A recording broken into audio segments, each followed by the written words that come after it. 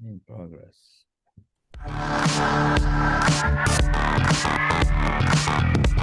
Boa tarde, bem-vindos a mais uma revista da semana com Silvério Cunha e José Faustino. Ora, vamos começar o programa com um tema que um homem de 82 anos morreu nas urgências do Hospital de Évora. Ora, este tema tem feito algumas capas de jornais. As urgências têm estado lotadas. Silvério Cunha, uma palavra para a saúde hoje em dia. Ora, muito boa tarde. Bem, eu naturalmente não vou pronunciar sobre o caso concreto, porque ele até deve estar inclusivamente, já foi examinado e já houve um comunicado ao hospital, e eu sou franco aqui, evidentemente, diríamos numa primeira análise, eu dou como bom o comunicado ao hospital. Se assim foi, o que é que então aconteceu? Aconteceu que uma pessoa entrou, enfim, com qualquer mal-estar, enfim, com qualquer complicação, foi triado e foi examinado, no fundo, 3 horas, 4 horas depois, ou assim, algo do género. Bom, é evidente que, como diz o comunicado do hospital também, é evidente que muitas vezes há pessoas que vão e, por qualquer razão, pode acontecer sempre uma tragédia e uma infelicidade. Portanto, eu não vou julgar o caso concreto, como é evidente, e parto sempre do princípio que também é um testemunho meu, também é verdade, de que eu até hoje devo dizer que do Hospital de Évora nunca tive a menor razão de queixa, nem dos seus médicos, quando lá fui, mas enfim, é o meu caso, e o meu caso, portanto, não tem que ser regra geral, como pode ser regra geral, mas eu, pessoalmente, é o meu testemunho pessoal, eu nunca tive razões de queixa. Mas há uma questão que eu, portanto, ponho é acima disso. E, portanto, ultrapassa o caso e, portanto, ultrapassa aqui o caso do Hospital de Évora nesse sentido. O que eu acho que está a acontecer na saúde é que é algo complicado pelo seguinte, porque, por um lado, nós sabemos, aliás, isto liga-se muito e até é um tema bom para se ligar para outras coisas que já falámos aqui muitas vezes e voltaremos a falar, que é o problema do estatuto dos médicos e do pessoal paramédico, enfermeiros nomeadamente, que é o problema, de, enfim, dos salários, que é o problema das carreiras, que é o problema do tempo de trabalho, que é o tempo dos doentes, etc. E que depois, enfim, generaliza-se, porque a gente já percebeu que as carreiras, depois que entramos quando abandonamos a questão das letras, que era do sistema antigo, e entramos nos anos 80 e muitos, depois da entrada da União Europeia, no sistema das carreiras especiais e da carreira geral. Claro que inventaram-se 40 carreiras diferentes, carreiras especiais com diferenças salariais, às vezes a 5 horas. Mas, ó, professor, ainda bem que fala disso, desculpe lá interrompê-lo e peço também desculpa à Ana de fazer, eu aqui é para comentar, não é para perguntar. Mas o senhor acha que melhoramos para melhor? Não, não, eu acho que isso foi pior, na minha opinião. Para ser franco, foi pior. Eu acho que a questão das carreiras, antigamente, o sistema das letras era um sistema arcaico até certo ponto, mas que servia para o Uhum, país naquele momento. uhum. Quando se mudou, quis-se mudar no sentido de modernizar até a administração pública e criar novas categorias, com novas designações, inclusivamente, do ponto de vista das carreiras, etc. Para ser franco, é assim, eu compreendo que de vez em quando tem que haver um olfato de ar fresco e tem que haver perspectivas novas, e há uma área toda que eu ignoro, para ser franco, é a chamada ciência da administração, que até hoje é um domínio de conhecimento à parte, fazem-se licenciaturas, mestrados, doutoramentos em ciência da administração, portanto eu não sei nada disso, é que Em dizem ciências ocultas. tem que se fazer essas coisas e por aí fora, e há muitas experiências em muitos países, inclusivamente, e até há mesmo grandes até unidades de investigação nisso, etc. Bom, o que eu quero dizer com isto, no entanto, é o seguinte, é que, eh, obviamente que isto gerou, por exemplo, uma das consequências que é típica das sociedades desenvolvidas, é o desenvolvimento a par digamos, é o desenvolvimento de uma certa entropia, que deu origem até a um fenómeno que assim é estudado na ciência política, que é o chamado neocorporativismo. Ou seja, as corporações profissionais passaram a lutar cada uma pelo seu sistema, então começaram a pressionar cada uma digamos assim, o Estado Central, ou, enfim, o Estado Federado, quando é um Estado Federal, etc. E isso, a meu ver, tem inconvenientes por uma razão, porque depois é uma correlação de forças. Ou seja, o antigo sistema das letras em Portugal era um sistema que, à partida, atribuía digamos assim, uma grelha salarial em função de duas coisas, que era daquilo que era a função que se tinha, que se desempenhava, juntamente com a qualificação que se tinha. E isso era assim, pronto. E depois, a partir da letra A, que era o máximo, a que havia, digamos, depois, para membros do governo, Presidente da República, Presidente do Conselho, etc., havia depois mais X%. Era a partir daí que se fazia assim, porque eram cargos políticos, não da administração pública. Mas até o sistema das letras, curiosamente, baseava-se tudo nele, era baseado praticamente tudo nele. Bom, isto para dizer, portanto, que esse sistema, a meu ver, criou um problema que é este. É que criou dificuldades de comparabilidade. Por uma razão, eu vou dizer isto sob a forma de anedota. Há dias vi nas redes sociais uma anedota gira porque troca as coisas, mostra como as perspectivas são diferentes. Em que se vê uns homens encarregados do caminhão de lixo a carregar o lixo e de repente pergunta uma criança que vai passar à mãe: estes é que são os homens do lixo? E a mãe responde: não, estes são os da limpeza, os do lixo somos nós. Bom, porque nós é que fazemos o lixo. Bom, ora bem, eu fui habituado àquele princípio, enfim, católico, que é o princípio que todo trabalho é digno desde que bem feito. E, portanto, é claro, o ideal é que houvesse uma compatibilização disto tudo. Claro que é difícil porque vivemos uma civilização baseada na competitividade, no mérito, nas qualificações, para aqui e para lá. Bom, agora a questão que se coloca é, voltando, portanto, ao problema da saúde, é que, no caso, estes casos levantam depois problemas porque, de facto, nós vivemos uma crise deste modelo geral. Por isso é que os professores também estão assim, os professores do ensino secundário e básico, os do ensino universitário é um bocadinho diferente, mas acontece que estão assim, nestas reivindicações, os médicos também, os enfermeiros também, os polícias também, agora toda a gente fala no assunto, quase todas as corporações, digamos assim, falam no assunto, e acontece que tudo isto é assim, porquê? Porque depois é bom que os ouvintes saibam, que aliás talvez a maior parte saiba até, e melhor que eu, é que depois cada uma destas carreiras especiais tem um índice base e passa a haver depois o índice, a partir daí é que se passa a considerar, sei lá, um índice que é 100, que é o índice base, e depois conforme a evolução da carreira é o índice 130, o índice 140, o índice 170, o 232, coisas assim do género. E acontece que tudo isso depois impede a comparabilidade e entramos numa selva completa que leva a questões complexas e este é um dos aspectos. Outro aspecto, e antes de falar da questão da saúde concretamente, que eu penso que está a acontecer, é também dizer o seguinte, é que evidentemente há coisas, eu continuo a achar que há coisas que num país só funcionam bem se houver primeiro estudos muito bem feitos e for uma política, um pacto de regime. Isto é, tem que ser mesmo assim. Questões de saúde, questões de educação, questões de defesa, por exemplo, tem que ser um pacto de regime em que, pelo menos, não é os partidos todos, mas os principais partidos do Parlamento, os dois principais até, porque nós, no fundo, temos um sistema que, neste momento, ainda é fortemente bipartidário, os dois partidos no Parlamento têm que se entender e dizer assim, em duas legislaturas ou três, a política vai ser esta. Até porque grande parte das políticas deste tipo, políticas públicas deste tipo, são políticas, abrangem também outras coisas, sei lá, as autoestradas, se fosse necessário, a ferrovia, etc. Acontece que as políticas públicas têm uma particularidade, muitas delas, eu não sou especialista na matéria, mas sei que muitas delas têm uma particularidade. É que só se vê se funcionam bem, menos bem, ou mal, ou muito mal, 10, 15 anos depois. E algumas até 20 anos depois. Mas tem que haver mesmo uma política dessas. Foi o que aconteceu na Europa depois da Segunda Guerra Mundial, nos países que estiveram em guerra. Eles fizeram pactos, inclusivamente, que duraram 10, 15 anos seguidos, em que não se saía dali.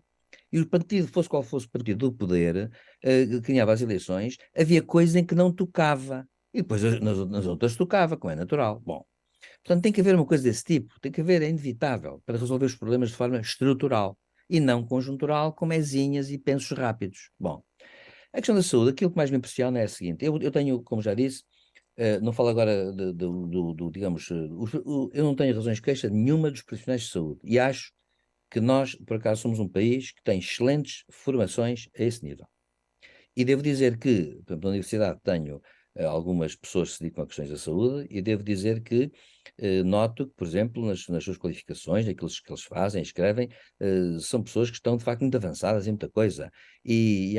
Ao contrário do que as pessoas possam pensar, por exemplo, essas pessoas, sei lá, da Escola Superior de Enfermagem, por exemplo, da Escola de Saúde, seguem webinars americanos que são dados por especialistas, portanto, há os nossos médicos, pessoal paramédico todo, etc., são pessoas sabedoras e são pessoas que, à sua maneira, em geral, naturalmente, há sempre exceções, infelizmente, mas em geral são pessoas que eu diria que estão, digamos assim, naquilo que é a média da sua profissão, comparativamente, em termos europeus, por exemplo, estão até acima da média. É por isso, aliás, que eles, quando imigram, são tão requisitados e são considerados são bons. Bom, agora, qual é o problema aqui?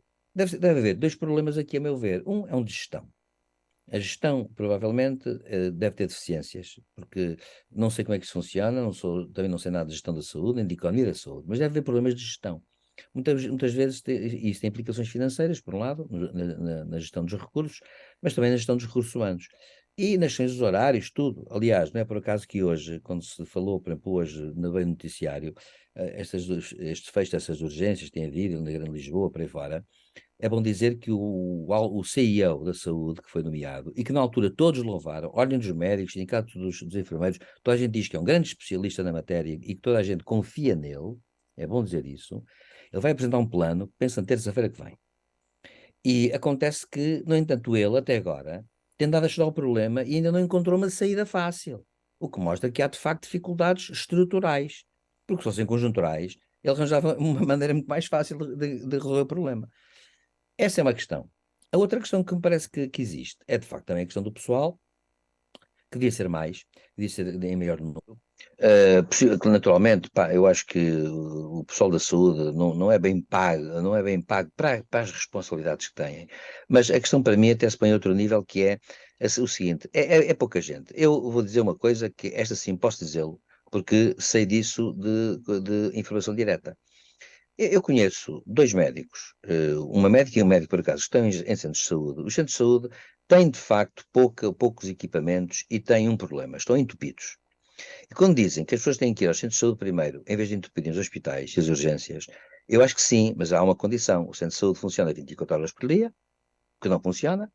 Segundo, tem que ter equipamentos mínimos para que coisas que eu diria de pequena monta e de pequena média monta possam ser tratadas ali. E só as questões sérias e muito sérias é que vão para os hospitais. Ora bem, isso não é possível à partida porque não estão abertos 24 horas por dia. Segundo, não sei se os equipamentos servem ou chegam. Talvez não bastem. Terceiro, há uma coisa que acontece. Je m'en charge. Eu peço desculpa, houve aqui. Acontece que há uma coisa que sucede que é inevitável, que é a seguinte: eu não consigo conceber. Eu conheço duas pessoas, dois médicos, que são em centros de saúde, onde um tem 1900 doentes e outro tem 1700. Isto não lembra a ninguém. Quando me contaram isto, e seriamente, e são pessoas portanto, que me contaram, e são empenhados, e dizem: eu tenho dificuldade em seguir os meus doentes. Porquê? Porque quem tem 1700 doentes tem um problema pela frente. Com que vagar, com que ciência é que isso vai acontecer? Diga-se de passagem que isto acontece com muitas profissões, por exemplo, os magistrados. Eu tenho, como devem calcular, muitos colegas de curso, a maior parte deles foi para a advocacia e para a magistratura. E sempre que há reuniões e falo com alguém, e encontro alguns aqui em Évora até, eles dizem sempre a rir-se, diziam assim, há uns anos, quando eram mais otimistas, não é? Porque agora já nem se fala do assunto. Eles diziam assim: olha, tu lembras-te na faculdade nós aprendemos a interpretar e aplicar as leis desta maneira, assim, das seguintes técnicas, A, B, C, D, E. Olha, eu não tenho tempo para isso. Não consigo. Se eu fizesse isto, entupia tudo. Ora, se a justiça está entupida sem eles fazerem isto, o que seria se eles fizessem isto? Tudo a rigor. Ora bom, eu penso que na medicina acontece o mesmo. Portanto, há um problema de fundo, que é um problema que só pode ser resolvido com, efetivamente, uma mudança, digamos assim, de algumas questões de ordem estrutural. E isso, claro, tem custos. Agora, se me disserem assim, o país não comporta os custos, bem, não sei se comporta, isso agora são questões agora de opções de muita espécie. Mas há uma coisa que eu acho, como está, não serve e com o tempo vai se agravar, até porque há coisas que são naturais e com isto acabam. Por exemplo, é natural que no inverno haja afluência grande de pessoas com questões respiratórias e constipações e viroses. Ora bem, isto podia ser tratado, a não ser em pessoas de risco, num centro de saúde que estivesse aberto por exemplo, às 3 da manhã, ou às 9, ou às 10 da manhã, ou às 10 da noite, ou às 11 da noite. Mas acontece que, se está fechado, é evidente que as pessoas, por precaução, vão para a urgência. E, portanto, há problemas a esse nível. E depois aí levantam-se muitas questões. Ou seja, uma pessoa pode ir e pode ter, por exemplo, uma doença oculta, pode ir com uma questão que aparentemente não tem importância nenhuma, mas devido à idade, a outras comorbilidades associadas, pode levantar-se um problema de saúde grave e pode até, infelizmente, morrer. E acabo dizendo só uma coisa que me foi dada, foi-me indicada por uma colega que se dedica a questões de saúde pública. Nós, no nosso país, temos neste momento uma boa esperança de vida, das melhores do mundo, que já roça os 80 anos. E até penso nas mulheres já ultrapassa. Pois bem, mas 2/3 da população com mais de 65 anos têm imensas comorbilidades. E o que é que são esse tipo de doenças? não são doenças no sentido de dói-me o joelho, tenho um reumatismo aqui, não. É que são doenças que precisam de tratamento constante e permanente, com muitos comprimidos, muita medicação, muitos tratamentos, e portanto são doenças que não podem deixar de ser seguidas, senão agravam-se, e são doenças que agravam a situação, outras situações, se aparecerem outras situações, como por exemplo a pandemia, ou para ser uma pneumonia, ou para ser uma coisa qualquer. E portanto, naturalmente, se temos uma população que, além de idosa, crescentemente idosa, é cheia de doença a partir de uma certa idade, é evidente que isto se transforma num problema gigantesco a nível de saúde. E é isto que eu penso que tem que ser pensado por especialistas e não é pelos políticos só. Tinha que haver aqui uma espécie de conselho de sábios da saúde que dissessem assim, uma boa estrutura devia ser esta, e que metia público e privado, como é evidente. Não pode deixar de ser assim. Não pode haver aqui a ideia de que o público é fundamental, para mim é essencial, mas os privados são complementos também essenciais. Portanto, a questão é esta, é que ninguém aqui pode ser, digamos assim, excluído por ser supérfluo. Nada aqui ninguém é supérfluo. E, portanto, nós temos que articular as coisas de forma ordenada. É isso que é fundamental. Ora, esta notícia do homem de 82 anos que faleceu no Hospital do Espírito Santo de Évora saiu então ontem. A unidade hospitalar não confirma que o tempo de espera chegou a ser de quase 24 horas, como foi denunciado por um órgão de comunicação social, porém assume constrangimentos e o professor Silvério Cunha já falou de alguns deles. José Faustino, qual a sua opinião acerca deste assunto? Bom, eu também não sou especialista, mas faço aqui análise política e sou utente. Uh, Hoje é um dado adquirido que nós somos governados por um governo de incapazes. Portanto, o nosso governo é de uma total incapacidade e incompetência. Mas tem uma maioria absoluta e teremos que os aturar durante uma série de anos. E é difícil fazer qualquer tipo de reforma que resolva ou que possa minimizar este tipo de outros problemas, como o professor Silvério Cunha referiu bastantes, e que nós, não sendo especialistas, não os podemos, com certeza, solucionar, nem apresentar soluções para eles. Todavia, a vida e a experiência diz-nos coisas que sabemos, não é? Por exemplo, este senhor, que desde já lamento o seu falecimento e as minhas condolências aos familiares, e com todo o respeito, poderia, infelizmente, ter falecido após esperar 24 ou mais horas, como podia ter falecido sendo logo atendido. Isso é verdade. Sei que o hospital também fez o melhor que podia e, como o professor Silvério Cunha disse muito bem, o problema é de coordenação e de organização. Ora, acontece que nós somos governados por um governo, repito, de incompetentes que não sabe organizar, não sabe fazer coisa nenhuma, portanto, zero. Estamos nas mãos de Deus, para quem acredita, nas mãos da sorte durante 3 ou 4 anos. Vejamos, é diferente, apareça no centro de saúde ou no hospital, uma pessoa que tem um histórico clínico bastante diferente de outra que não tem problema absolutamente nenhum. E caímos aqui num problema engraçado. Por exemplo, em Portugal não há paramédicos, os médicos não querem.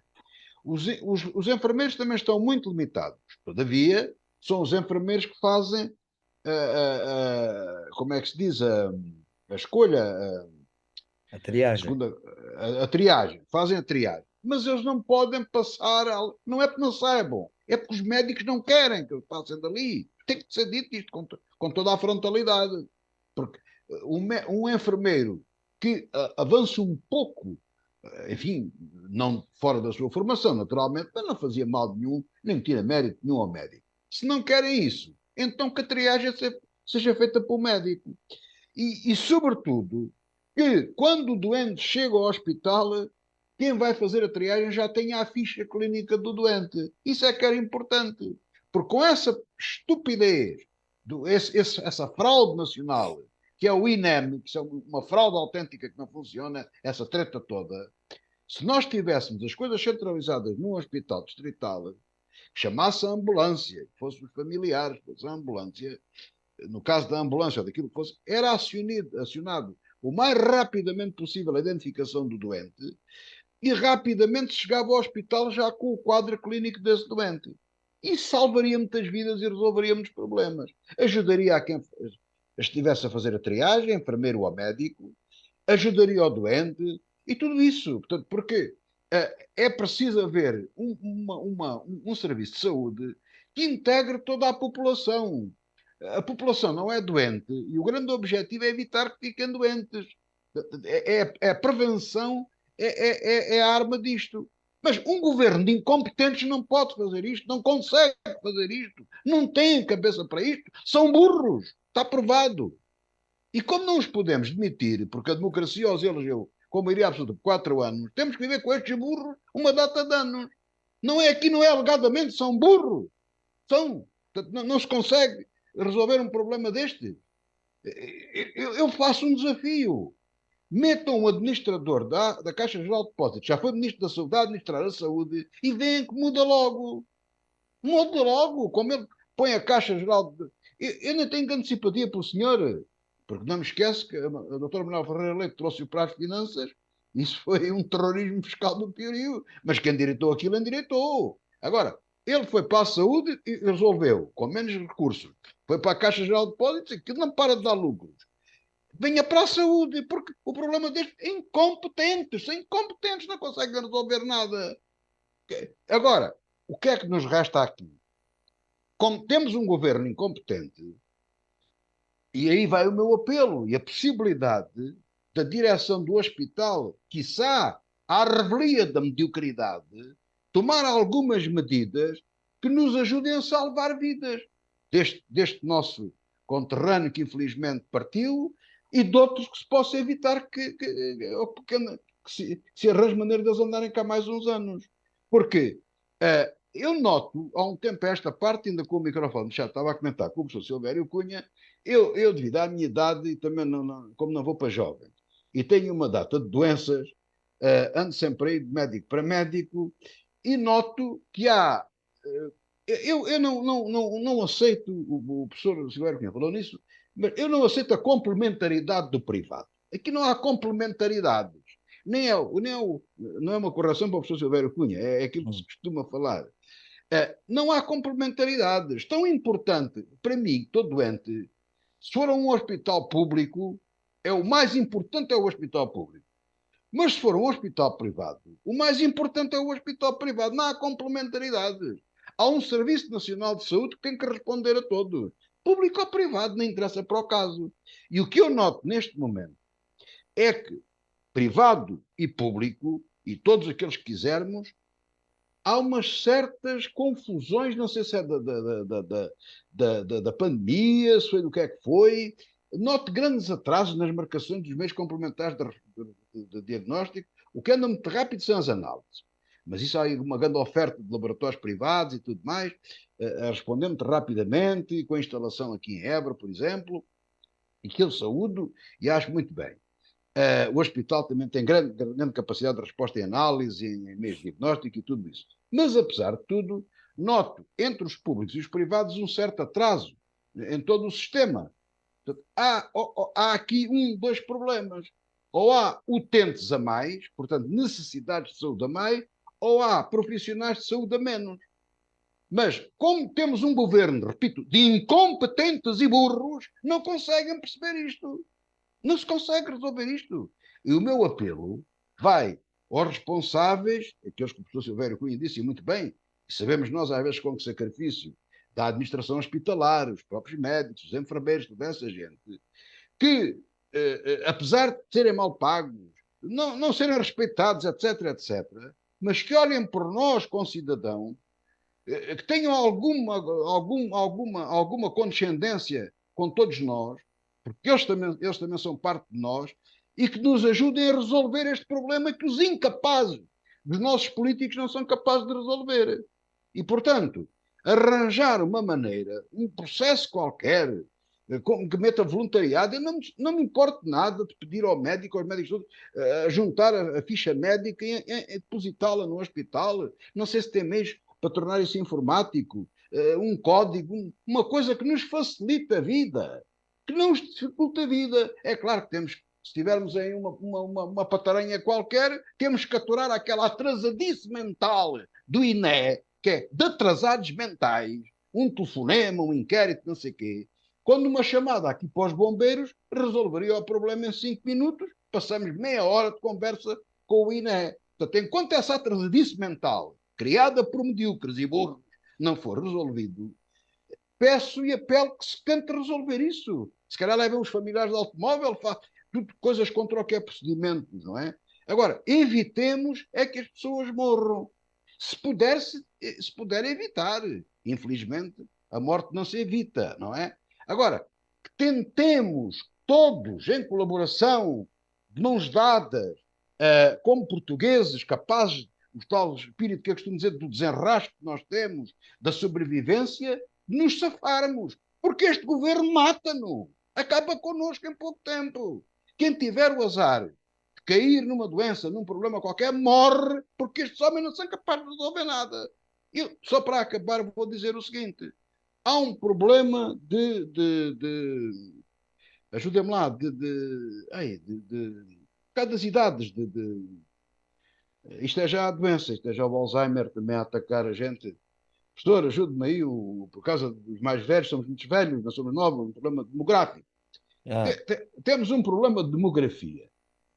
Agora, veja-se como é que os cidadãos, as mães, as nossas concidadãs mães, as nossas jovens, que tenham um filho, como é que as tratam? Olha, fecham as urgências pediátricas, fecham as assistências de pediatria, não há creches, não há nada.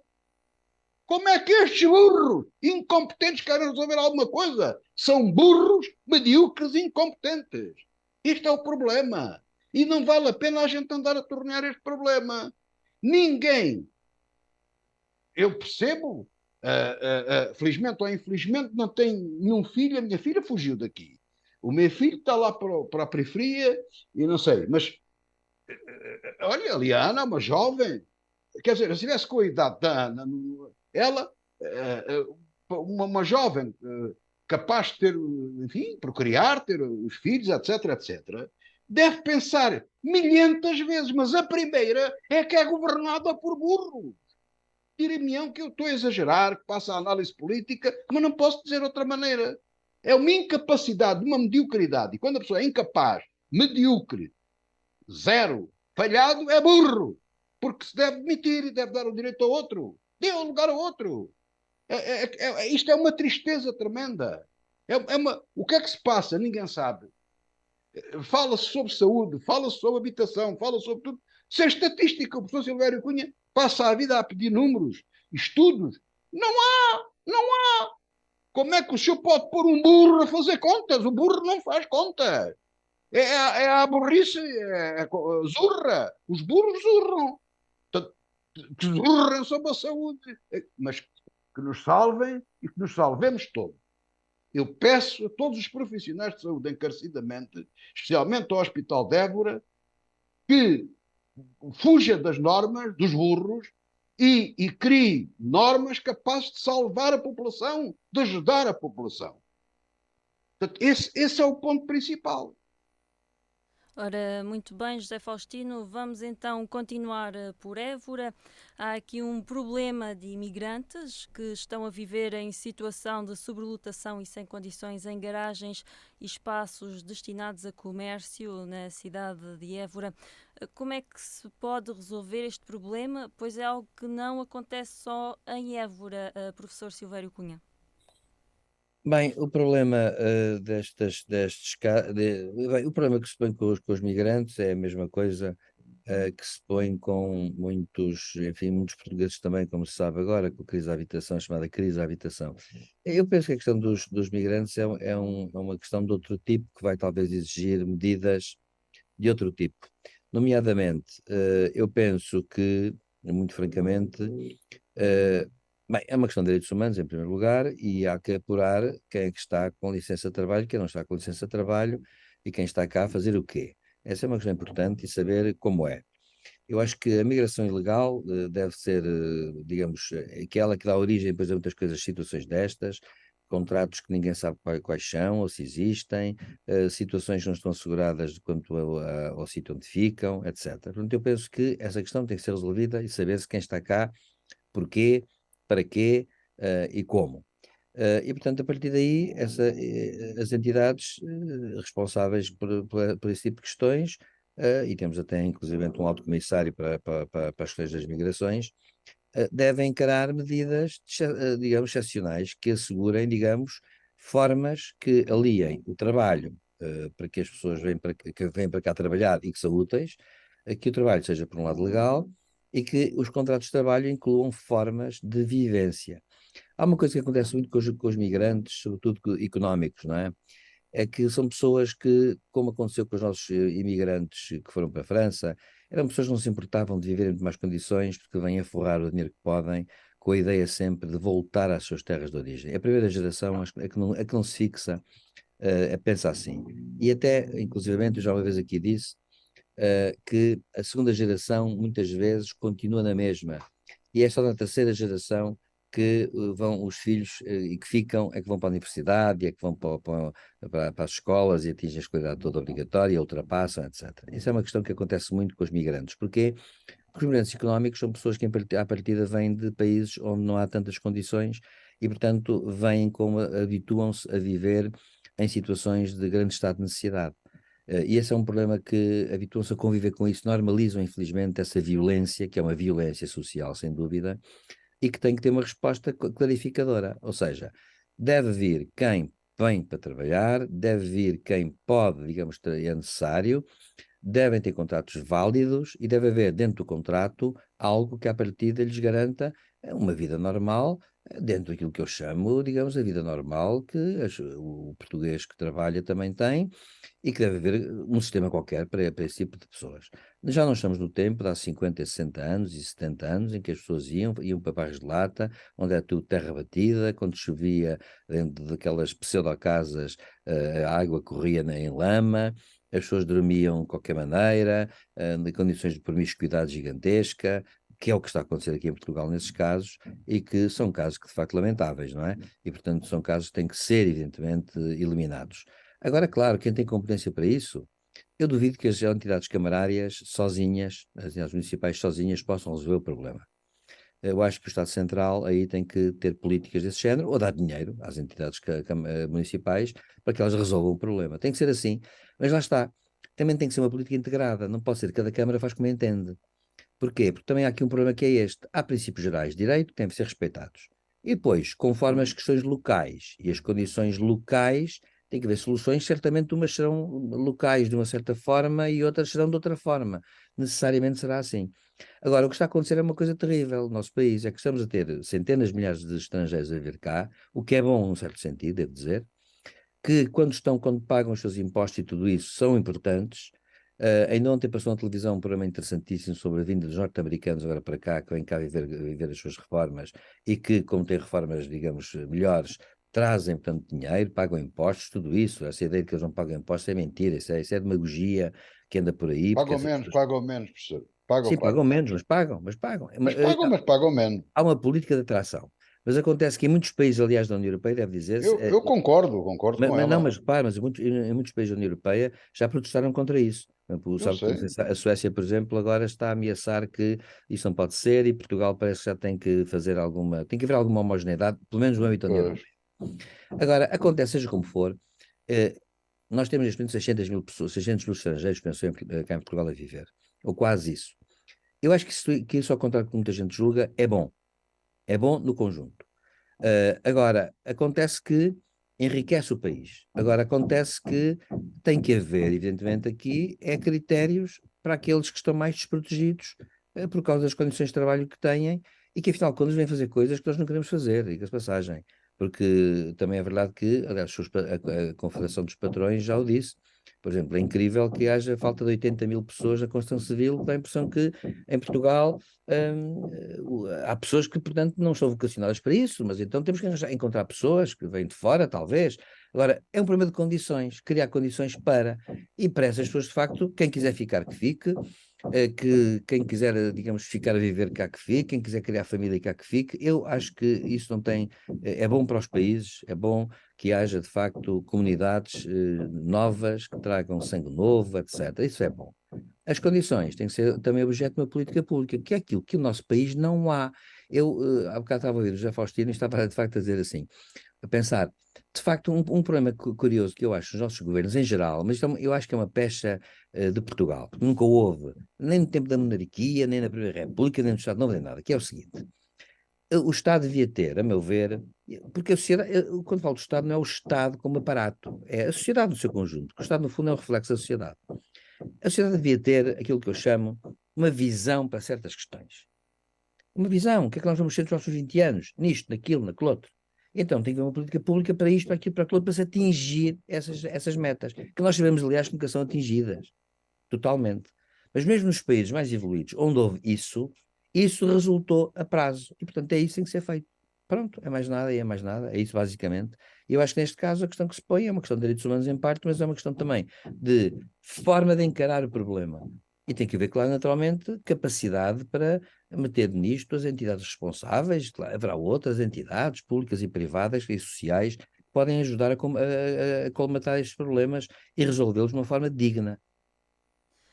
José Faustino. Bom, sobre o problema da imigração, como vê, o nosso país sofre de um problema de burrice e que se pega, quer dizer, é extraordinário, estou de É acordo com o doença professor Silvio. contagiosa, não me diga. É contagiosa, é contagiosa. Os pobres dos burros é que não têm culpa nenhuma, coitadinho. Eu até simpatizo com o bicho burro. Só não tenho um em casa porque é muito grande e a minha casa é pequena.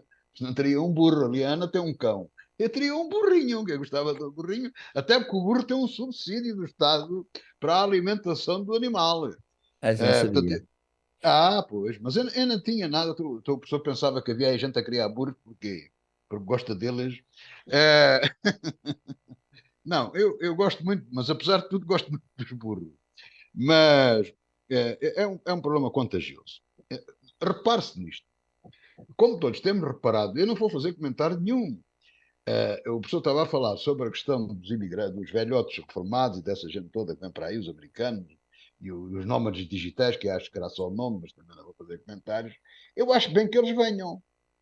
Portanto, mas repare, aí as nossas cabeças, bem pensando, com as orelhas grandes dos bichos, nossos amigos, não querem cá essa gente. Há gente contra.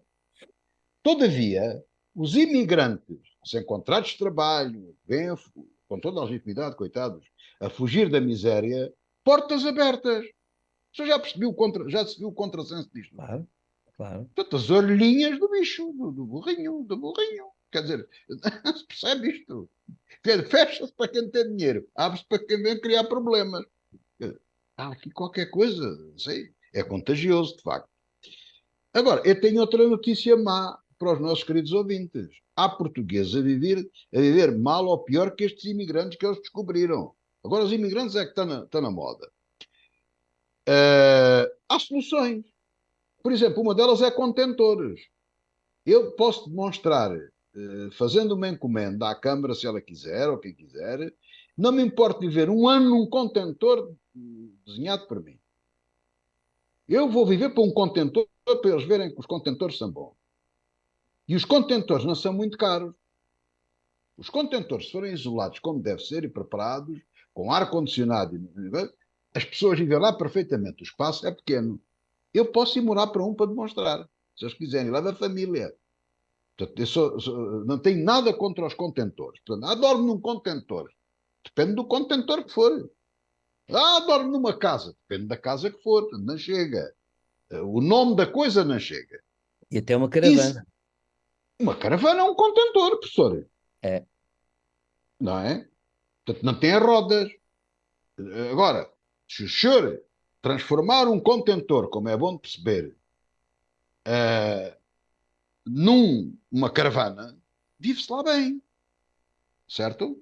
Não sei se está a acompanhar o raciocínio. Portanto, é arranjar contentores para a rapaziada viver. Agora, será que eles querem pagar a renda que vale o contentor? Será sempre menos que uma casa, devido ao seu espaço, tal, tal, tal, tal, tal. É claro que depois tem consumos, tem não sei o quê, mas pode-se criar uma central de aquecimento para o inverno, uma central de arrefecimento para o verão, mas isto tem que se pagar, tem que ser canalizado. Assim. Eles querem pagar ou não querem pagar? É isso que tem que se ver.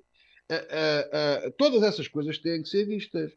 Depois também tem que ser vista outra coisa, que é o problema da habitação. Para já é mentira aquelas casas todas brutas que está ali a andar a dizer, isso é tudo mentira. Isso é para começar, para falarmos verdade. E em relação às casas, para as pessoas, eu estou com 70 anos, tenho uma data de casas, sou senhorio, declaração de interesse, já toda a gente sabe isso, e se o Estado me der terreno e o banco me der crédito, eu faço as casas que eles quiserem para arrendar. Mesmo não ganho dinheiro nenhum, só para andar entretido. E garanto-lhes que lhes faço 30 ou 40 casas todos os anos. Se houver mais como eu, vamos embora. Agora, não pague mais-valias, não pague IRS, não pague IRCs, nem pague urbanizações, nem pague nada disso. Nem vou pagar, pago o custo das coisas. Não vou é pagar à Câmara tanto como se paga pelos custos das coisas. Não vou comprar lotes a 60 nem a 100 mil euros. Isso não vou. Ninguém pode ir, ninguém pode fazer casas. Vamos desmistificar esta aldrabice. O nosso mercado, desde a crise de 2008, 2010, desde o subprime, que em Portugal a construção parou, a construção civil parou. E aquilo que se tem feito é muito pouco. Por exemplo, em Évora há coisas a serem feitas, eu sei, vejo por isso, é que há coisas a serem feitas, mas sobretudo em Portugal o que é feito é a produção média e alta, casas caras, não é para as pessoas pobres nem para os imigrantes. O resto parou e só continuará quando houver uma nova geração de construtores, quando houver uma nova política de urbanização e tudo mais. Claro, isto tem que ser feito com as câmaras e, sobretudo, pelas câmaras. Não é pondo as câmaras à margem, como este governo incompetente anda a fazer. Não é isso. Nem diabolizar os senhorios, nem os proprietários, nem os investidores. Agora, se andarem por aí à procura, há muita gente, e a mim é uma coisa que me incomoda particularmente, é que as pessoas vivam em más condições. Não sei se é por ter casas, se é por, como costuma dizer, os dentes nasceram nisso. É uma coisa que me incomoda muito. Eu próprio vivia em condições, muitos anos da minha vida, que não era a casa ideal. Hoje tenho uma casa melhor, minha, sem problema nenhum, também já fui inquilino, portanto, conheço mais ou menos o problema. E o problema tem resolução, lá está, como a saúde, dando todas as mãos e tentando toda a gente colaborar. Agora, tenham paciência, quer dizer, a pagar taxas milionárias de urbanização, coisas caríssimas de mais-valias, ninguém vai fazer nada. Só faz quem quer especular e quem tem interesse nas coisas. Quem é que vai construir para arrendar e para tratar dessas coisas todas? E depois há outra coisa que a gente também temos que ser sérios. O patrão da construção civil, o agricultor, enfim, o empregador, o que é que tem a ver com o sistema contratual com o seu empregado? Isso tem. Se lhe paga bem, se lhe paga mal, etc. Daí para a frente não tem nada a ver com a vida dele. Se ele vive bem, se vive mal, se tem carro, se não tem carro, se anda a pé, se não sei o quê. Isso não tem nada a ver com isso.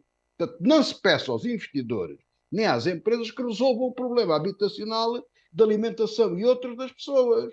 Ou que arranje maneira de ter, se têm filhos, de ter consultas abertas a menos de 300 km para os filhos. Ou urgências pediátricas a menos de 500 km para os filhos. Portanto, isso não peçam.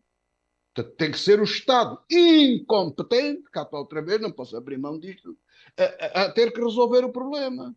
Como não resolve? Cá está, apelo a quem?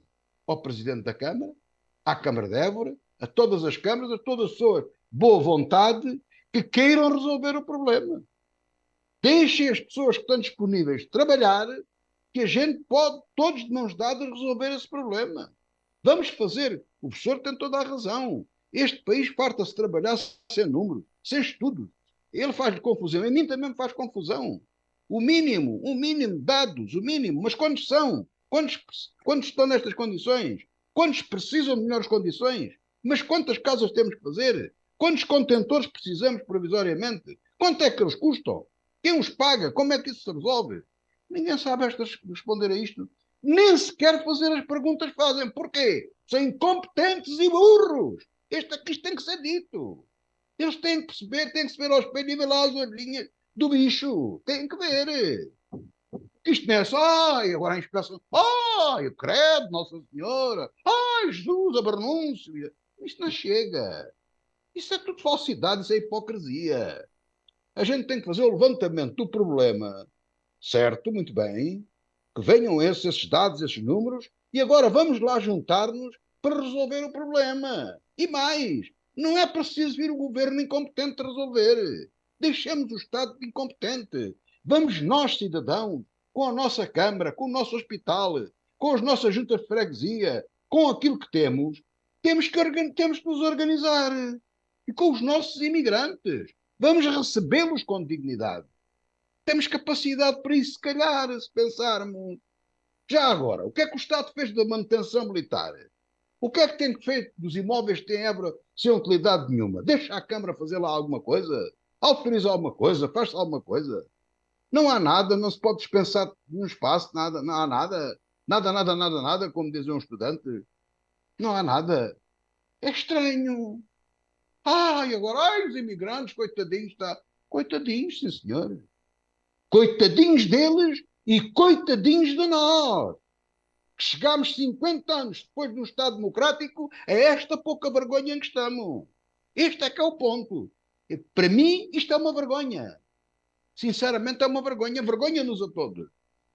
Muito bem, passamos então a outro tema, que já vamos com o programa a mais, já está a mais de metade, e ainda nos faltam alguns temas.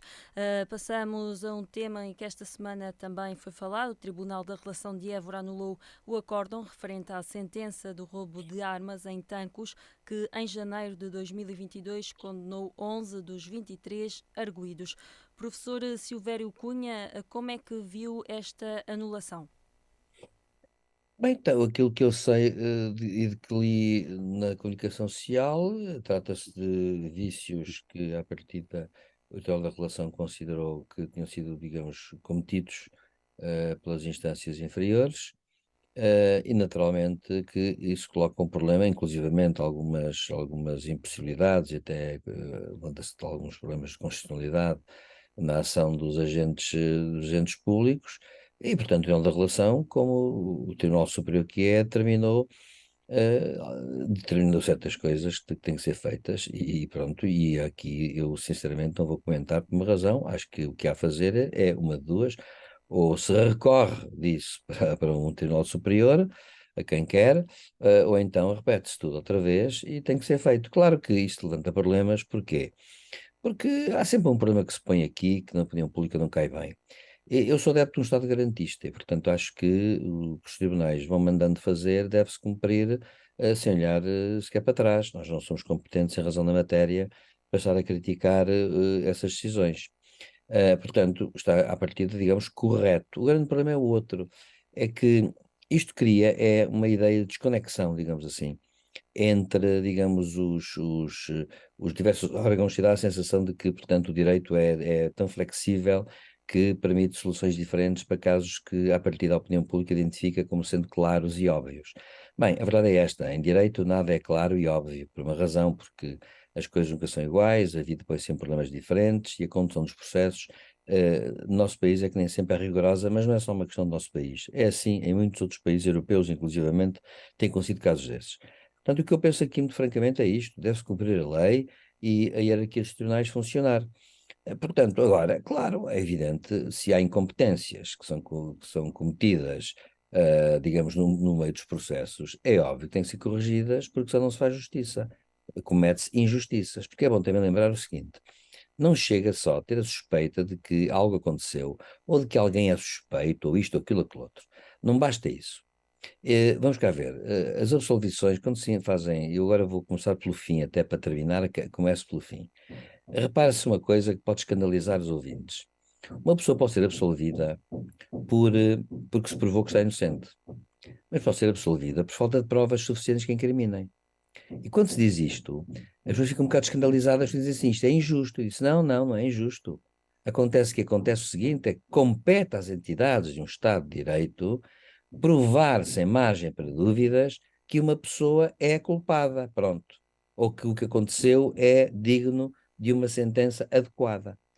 De contrário, agora podem dizer-me, não se conseguiu porque houve falta de meios, ou cometeu-se um lapso, um erro. Claro, corrige tudo, tem que se corrigir tudo, e tem que haver meios, para evitar essas coisas. O ideal seria que os casos da primeira instância, que os tribunais de primeira instância resolvessem tudo bem, muito bem, tudo maravilhoso e sem drama nenhum. Mas acontece que nunca é assim.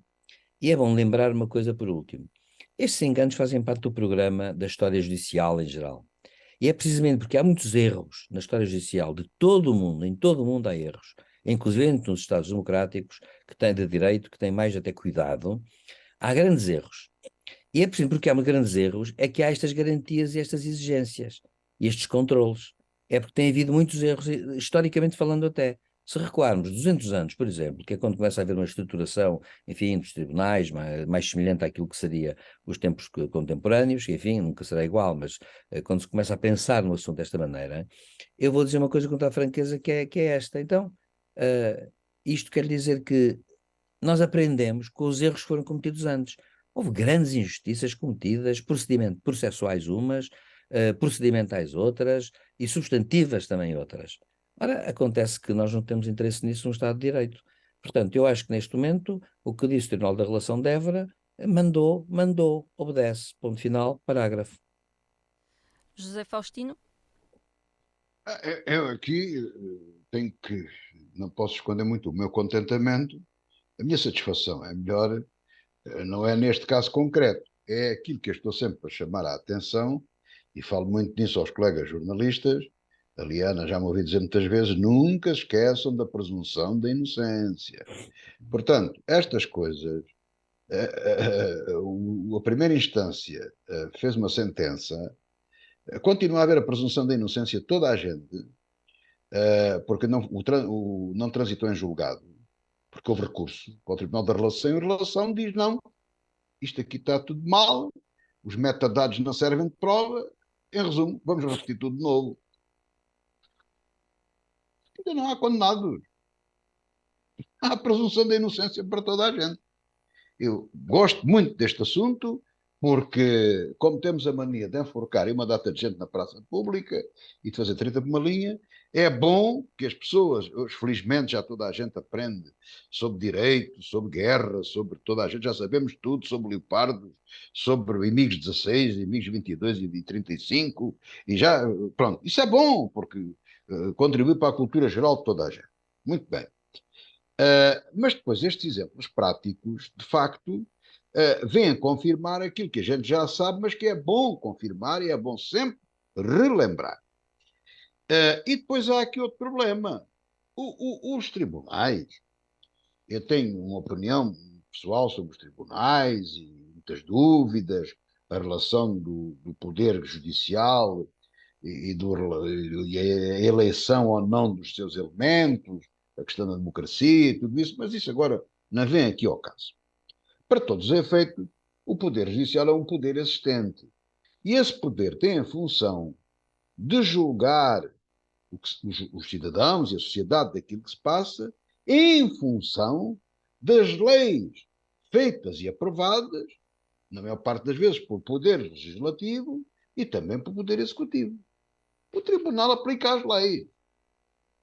E se elas estão mal, e se há qualquer problema, alguma dúvida, a culpa não é do poder judicial, é do poder legislativo. Mais uma vez, como somos governados por incompetentes, desculpem lá, mas isto tem que ser assim visto, são leis que não são regulamentadas. Por exemplo, este problema dos metadados, o professor Silvério Cunha sabe mais de direito do que eu, concordará comigo que isto arrasta-se há demasiado tempo. É. Não é? A doutrina divide-se sobre esta matéria. O Tribunal Constitucional pronunciou-se em determinada matéria, mas não é geral para a questão dos metadados. Isto, digamos, foi um caso que ficou por resolver, assim mal comparado, faz-te conta, com assim, mutatis mutandis, com o tema anterior, é como se a casa tivesse ficado a meio, não é? Meio construída, meio feita, não é? E depois é uma complicação. Porque, agora, claro, há opiniões de juristas, de académicos, estudiosos, que se debruçam sobre esta decisão do Tribunal da Relação e há várias interpretações. É lógico, mas eu pergunto, há, e se calhar sempre haverá, mas haverá menos interpretações diversas daquelas que há se as leis forem bem feitas, bem pensadas, bem ponderadas e, sobretudo, se for caso disso, regulamentadas. Porque na questão dos metadados ninguém percebe do que é que se está a passar. Ninguém percebe nada. É como aquela outra que há do juiz natural, não é? Do sorteio de juízes. Não, a lei não está regulamentada e cria-se para aí uma confusão tremenda. E com a tendência que nós temos, felizmente parece-me que está um bocadinho mais branda, de enforcar logo toda a gente e ser tudo condenado logo instantaneamente na praça pública, é perigoso. Portanto, há que pensar, há que ver o que é que vai acontecer. O professor Silvério Cunha disse muito bem, não vou repetir, o que é que acontece com este processo em concreto, mas, sobretudo, há que observar bem as leis que temos e, especialmente, aquilo que a nossa querida Assembleia da República, na chamada Casa da Democracia, produz. O que é que produz de leis, de legislação, coisas bem ou mal feitas? Devemos nos debruçar sobre isso. Devíamos nos debruçar sobre isso. Ora, passamos para outro tema. Mariana Mortágua avançou com a candidatura à coordenação do Bloco de Esquerda. A Mariana avançou com a candidatura. O que acha desta decisão, professor Silvério Cunha? Eu não acho nada, para ser franco, por uma razão, porque é assim, cada partido tem as suas formas de eleição de líderes, há uma dinâmica, digamos assim, dentro de cada partido, acho que haverá um outro candidato, penso eu, segundo ouço dizer. Portanto, acho que é assim. É a brigada do reumático, professor. Ah, é? Portanto, o que eu acho é uma coisa muito simples, é assim, Mariana Mortágua, se for líder do Bloco de Esquerda, vai ser uma pessoa mais assertiva, mais dura, mais combativa. Catarina Martins era uma pessoa mais, digamos assim, não era que fosse mais flexível, eu acho até muito coerente com aquilo que ela pensa, mas tinha outra forma de pôr as coisas. Mariana Mortágua vai pôr as coisas de forma mais dura e mais assertiva, é somente isso, essa é a minha previsão. Agora, não tem nada a ver com a forma como o Bloco vai resolver o problema, não sei de facto o que é que os outros pensam. Sei que sempre que há de facto posições muito plurais, há pessoas que pensam de uma forma diferente. Enfim, sei que o Bloco é um partido, aliás, curiosamente, com muito mais tendências do que se julga. Mas, enfim, não tenho opinião nenhuma para dar, porque também, como costuma dizer, pelos frutos a conheceremos. José Faustino, concorda aqui Eu com os eu estou com uma pessoa Silvério Cunha. Sou desta opinião e da contrária. No entanto, há uma coisa que me agrada sobretudo. Eu não concordo, não vale a pena esconder, não é, penso que não será a melhor política para a humanidade nem para o país, aquilo que o Bloco de Esquerda defende. E se é verdade que Catarina Martins teve um duplo êxito. O primeiro, talvez por azar do outro líder que infelizmente faleceu, que como pessoa penso que era uma excelente pessoa e não tenho nada contra, eu não lembro o nome dele, era o médico. João Semedo. O João Semedo. Não funciona nos partidos, questões colegiais, não sei o quê. A Catarina Martins é uma rapariga, se me permitem o termo, simpática, embora radical, mas que soube levar água ao seu moinho e levou o Bloco de Esquerda a resultados muito bons, que depois os queimou todos quando o Costa os enganou com a geringonça, e claro, foi a desgraça total. E agora, a minha previsão, pode estar enganada, sem tirar as qualidades à futura líder Mariana Mortágua, que tem qualidade, defende muito bem aquilo que pensa, não coincide em nada com aquilo que eu penso, mas isso, e penso que não é o melhor para a humanidade nem para os portugueses aquilo que ela defende, tem a virtude de poder levar o Bloco de Esquerda para onde foi o CDS. No caso do CDS, infelizmente, no caso do Bloco de Esquerda, fica sem votos. É belíssimo. Portanto, a coisa radicaliza-se muito mais e está certo. Portanto, está bem. Agora tem quantos deputados? 3 ou 4. Se Quatro. reduzirem. Tem 4. Se ficarem a 0, fica bem. É o que eu prevejo. Portanto, com a liderança de Mariana Mortágua, que acho que tem uma grande qualidade, excelente qualidade, não tenho dúvida nenhuma. Ela defende muito bem aquilo que pensa, não tenho dúvidas. Mas as pessoas é que não querem daquilo. Querem felicidade, querem viver bem, querem ter casas, querem ter carros e nem querem ser expropriados em qualquer altura daquilo que têm, nem pagar taxas sobre a lei Mortágua, por exemplo, que até tem o nome dela, extras. E, portanto, irá tendencialmente para zero. Talvez ultrapasse para negativo ao Partido Comunista, o que também é bom, porque o Partido Comunista nestas coisas é mais equilibrado e mais fiável, o que é sempre bom para os eleitores. Ora, quase a terminar o nosso programa, a Rússia e a China rejeitaram uma declaração final da Cimeira do G20 que exigia a retirada das tropas russas da Ucrânia. Ora, qual a sua opinião acerca disto, professor Silvério Cunha?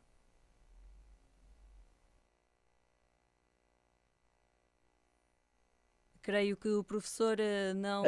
Eu peço desculpa, mas tenho aqui um ruído de fundo de umas obras numa casa, no prédio ao lado. E portanto estou aqui a falar com alguma dificuldade e os ouvintes Mas que bem. se o professor me permite o comentário, prejudica o programa, mas é bom para o progresso. Pois é, Quiçá tem toda a será razão. mais uma habitação para quem Exatamente, necessita. exatamente. Não ponha isso em Portanto, a causa. gente sacrifica-se. Não Que ponha isso em sigam as causa. obras, que sigam as Não ponha obras. isso em causa. Mas eu queria então dizer uma coisa que é esta. Bem, eu penso que a questão das propostas de paz da China e da Rússia e estas questões agora da China no caso da guerra Ucrânia-Rússia, as questões que se colocam, claro, estão no princípio dos princípios e, portanto, eu penso que ainda é muito prematuro estar a avançar com possíveis ou hipotéticos resultados. E penso que, e como toda a gente sabe também, a China está entalada, no fundo a China está com um pé cá, está com dois pés num lado e um pé no outro, porque a China no fundo tem três pés, e acontece que está com dois pés num lado e um pé no outro, que está interessada em que as coisas se resolvam, mas também não está muito interessada em que a Rússia se salve muito facilmente, porque neste momento a China manda mais que a Rússia, portanto até lhe convém uma Rússia fraca. E, portanto, sucede que estas propostas, a meu ver, estão no princípio dos princípios. E, portanto, quando agora se diz que houve melhorias e não sei o quê, bem, isso são fábulas como dizem os brasileiros, para boi dormir. E, portanto, mas como nós de facto não somos espertos, não sejamos burros nem bois, acontece que de facto não podemos dormir com base nessas coisas. Acho que arriscamos a ter ainda um problema de guerra durante este ano todo. Vai-se agudizar, infelizmente. Eu continuo a ter muita pena do povo ucraniano que é que está a pagar isto tudo, porque há muitas mortes, de facto, muitas mortes. E acontece que isto vai levantar muitos problemas no futuro. E sabe, há uma coisa que eu queria ainda dizer, que é, no fundo, ao mesmo tempo, a guerra, qualquer guerra, diga-se de passagem, tem sempre um lado que é terrível pelas mortes, mas também tem um lado que ao mesmo tempo é esquisito por isto, porque no fundo, qualquer guerra é um bocado fútil até certo ponto. Ou seja, se amanhã as duas partes chegassem a acordo para acabar com a guerra, e que seria muito bom, seria ótimo que a Rússia retirasse as coisas todas, a verdade é que já ninguém vai dar vida aos 80 mil de um lado, aos 90 mil do outro, aos 50 mil do outro, nem que fossem só 5 mil, ninguém vai dar vida a essas pessoas, e afinal, quando chega-se a uma descoberta que é esta, para quê? Foi tudo para quê?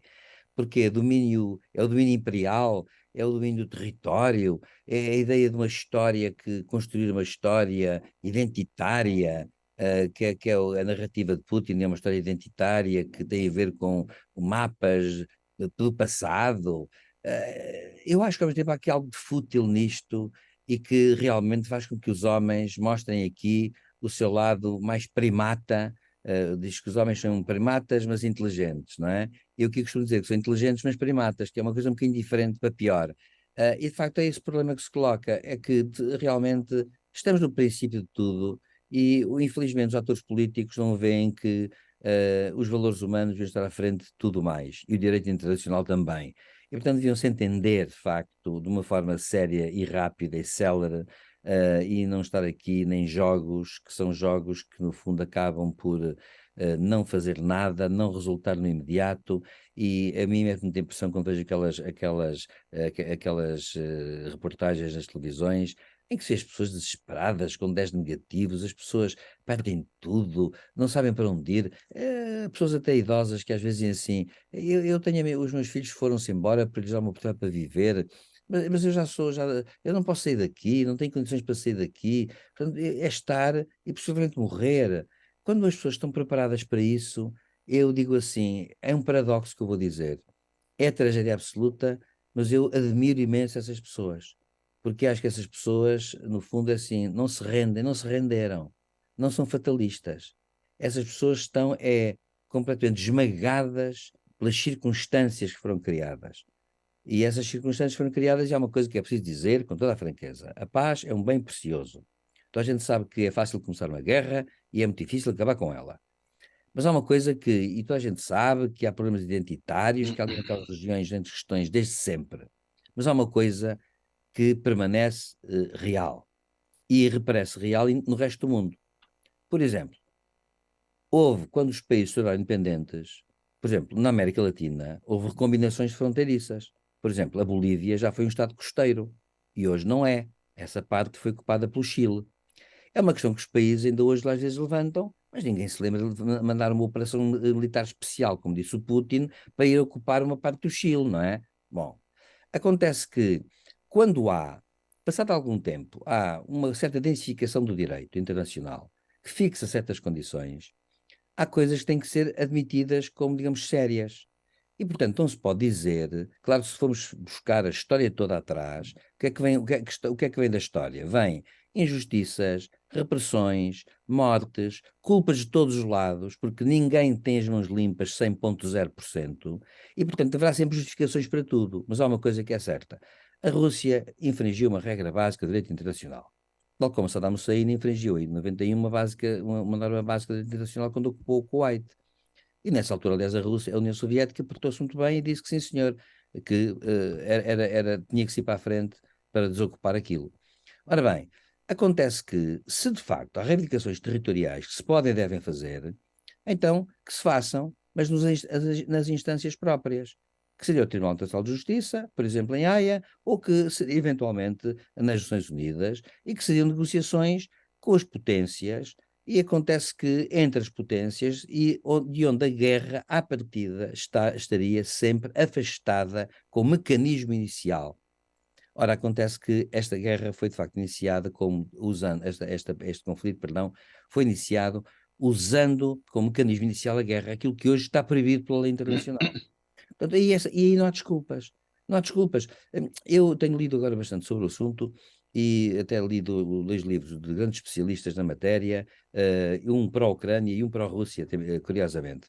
E vejo uma coisa, que eles também não podem negar uma coisa e com isto acabo, que é o seguinte: é que se nós formos recuar por ali fora, hoje ninguém pode recuar, como se diz em direito, ad infinitum, isto é, até o infinito, porque se fôssemos recuar até o infinito, tínhamos que dar a Península Ibérica aos visigodos, vinham da Alemanha. Bom, portanto, acontece que há certos factos que ficaram cristalizados e não pode haver ressentimentos sobre isso, pode haver conversas sobre isso.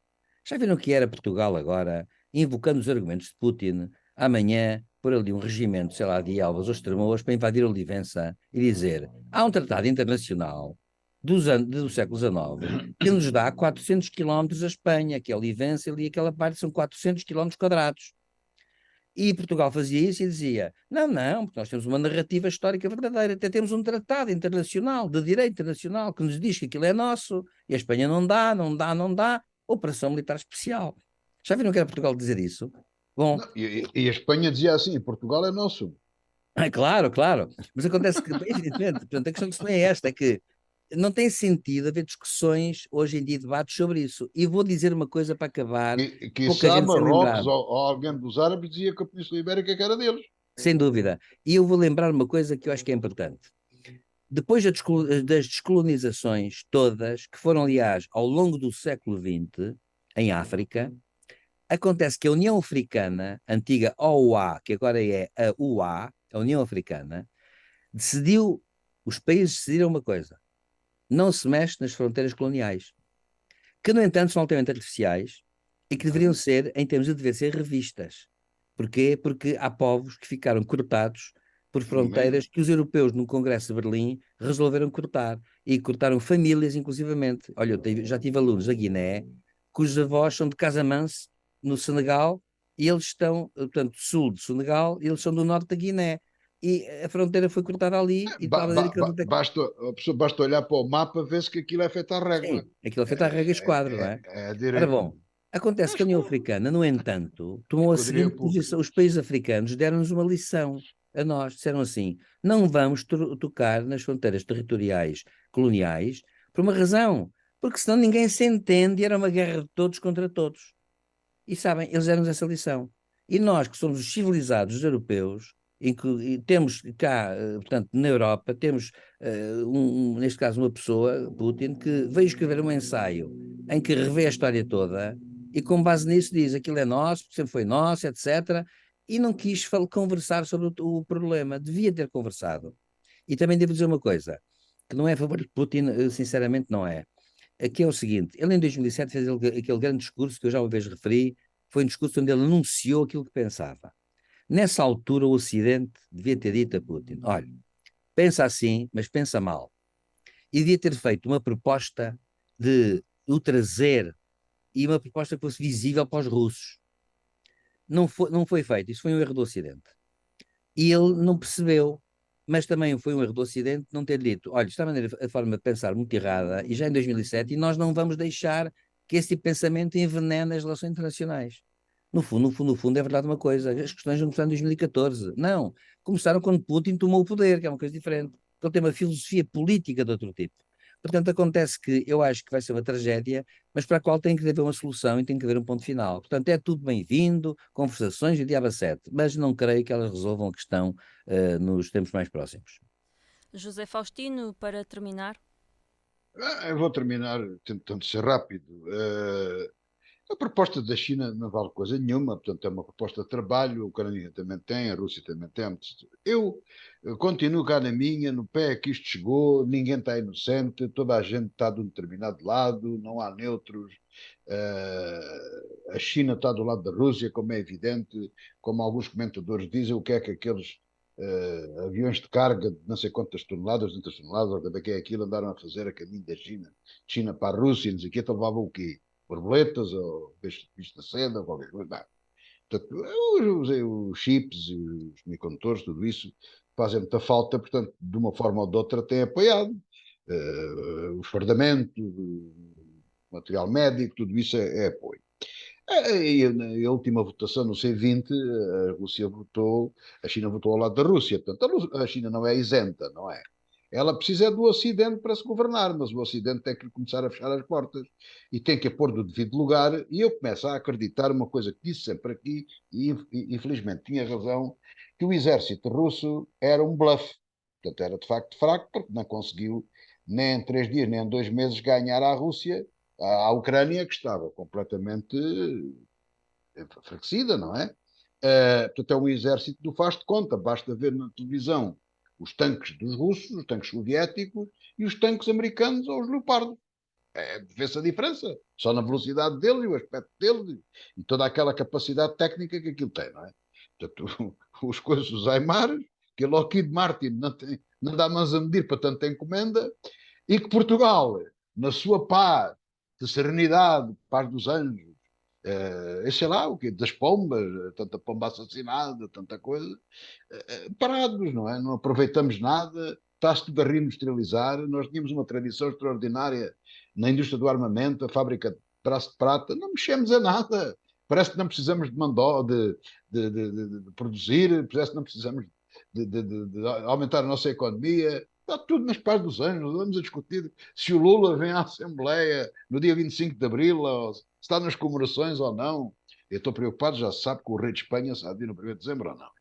Essa é a minha primeira preocupação. Eu acho que sim, que deve vir, se ele se portar bem, dizer, não puxar da espada para dizer que nos conquista outra vez, a coisa pode-se assim fazer. Bom, falando de coisas sérias, não há dúvida que a paz consegue-se com a guerra. E Putin, de facto, enganou o Ocidente, uns mais do que outros, naturalmente, com muitas responsabilidades de se terem deixado de enganar, mas na realidade, a Oeste, nada de novo. No Donbass, a guerra está ali metro a metro, quilómetro a quilómetro, conquista-se daqui, conquista-se dali, tenta-se cercar uma cidade, mas há um recuo tático, depois há um avanço, e aquilo está péssimo, a guerra de trincheiras, com com guerra urbana, portanto, aquilo está completamente péssimo. O que é certo é que ninguém consegue somar uma vitória evidente, digamos assim. E, portanto, a ofensiva russa que se esperava no aniversário da operação militar, que eles não querem chamar guerra, não houve ofensiva nenhuma por uma razão muito simples, que eles não têm condições para a fazer. Zero. E se o presidente Biden e o Ocidente alargassem mais ainda os cordões à Bolsa, e se a indústria tivesse mais capacidade, que está a ter já muita, a Alemanha, os Estados Unidos, os ingleses, toda a gente já está a trabalhar num rearmamento. Portugal ainda não percebeu nada do que é que está a passar. Ainda nem mexer no orçamento, nem nada, não se passa nada. Houve só aquele problema, estavam a desmanchar uma mina e morreu alguém olhou lá para a tropa e tal, mas depois esquecem-se disso. Mas eu estou convencido que assim que houver uma capacidade de resposta com os leopardos no terreno, não são dois ou três, são mais, e com tudo aquilo, a Ucrânia estará em condições, não digo de recuperar a Crimeia, mas pelo menos o Donbass recupera aquilo tudo, e a Crimeia logo se verá, e com um bocado devagar até avança para a Rússia adentro, que não pode ser, porque não pode ser. Há coisas que não podem ser. O professor Silvério Cunha, de certa forma, já explicou que, embora os outros, como Putin, não respeitem, nós devemos respeitar as fronteiras. E, portanto, isso eu penso que é indefensável. Agora, essa possibilidade, infelizmente, ainda não existe da parte da Ucrânia. Tenho esperança que ela venha a existir. Da parte russa não há, porque não é demonstrado isso. Têm feito alguns brilharetes com os mercenários do grupo Wagner. Aliás, isso também nos vai mostrar uma tendência do futuro.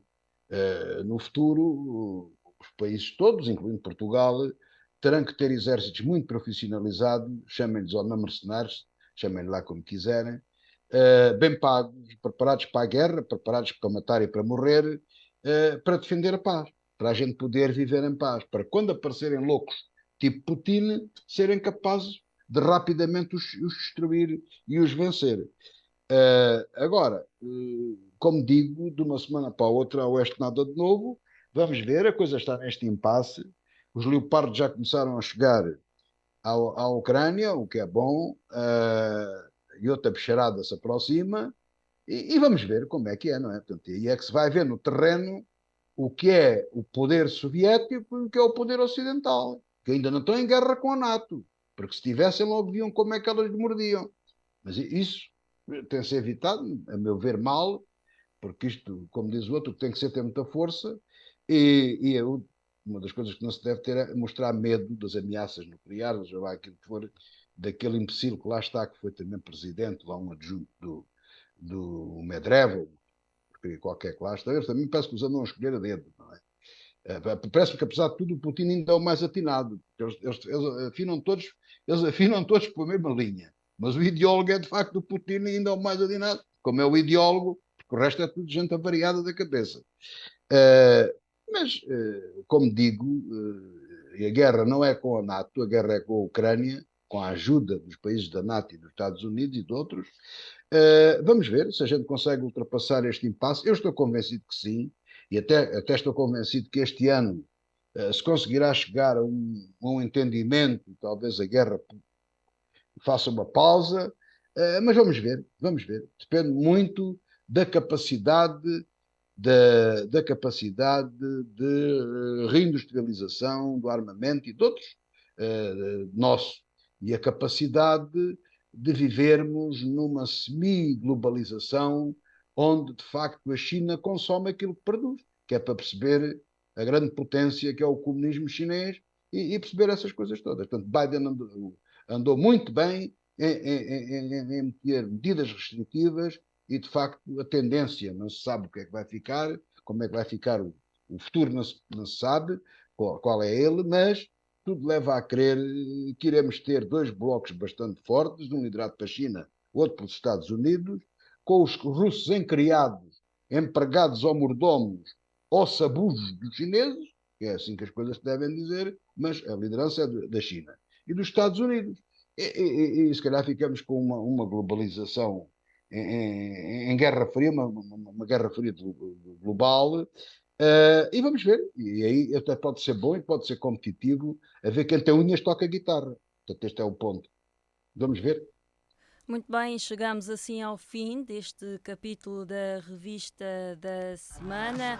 Um resto de boa tarde. Muito obrigado ao professor Silvério Cunha e José Faustino e, claro, muito obrigada aos nossos ouvintes.